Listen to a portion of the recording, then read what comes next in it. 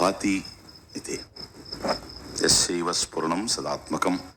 ఆత్మ స్వప్రకాశ చైతన్యం గనక భాతి, ఆత్మ భాతి. తదన్యత్ సర్వం అనుభాతి ఇది. ఏదైతే తనకు తానుగా ప్రకాశిస్తూ ఉందో అది భాతి. దానిని అనుసరించి ఏవైతే ప్రకాశిస్తూ ఉన్నావో అవి అనుభాతి. క్లియర్గా అర్థమైంది.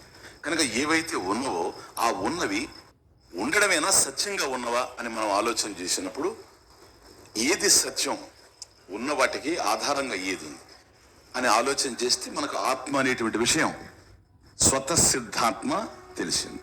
ఇది సత్.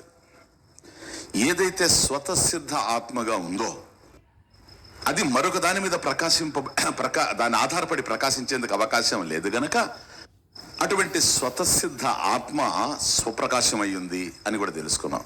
కాబట్టి అలా ఉండడం అస్థి, మరొక దాని మీద ఆధారపడకుండా ఉండడం అస్థి.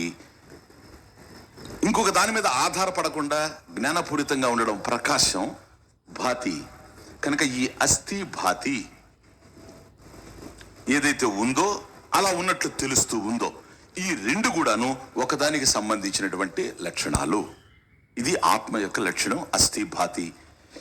3వ శ్లోకం నుంచి మనం ప్రారంభమై దీన్ని చూస్తూ వచ్చాం 3-4 శ్లోకాల్లో. కాబట్టి ఈ ప్రపంచం ఉంది కానీ సత్యంగా మాత్రం లేదు. సత్యంగా ఉన్నది ఏది అన్నప్పుడు ఆ సద్రూపం సదాత్మకం ఆత్మైవ, ఆత్మ ఏవ.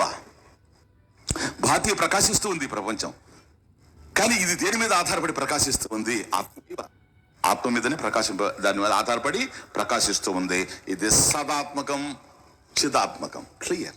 కాబట్టి ఉన్నది ఉన్నట్లు తెలిసేది రెండు ఆత్మే. కాబట్టి ఆత్మ సత్యం. తదాత్మ భాతి, సదా భాతి. అది ఎప్పుడు ప్రకాశిస్తూ ఉంది.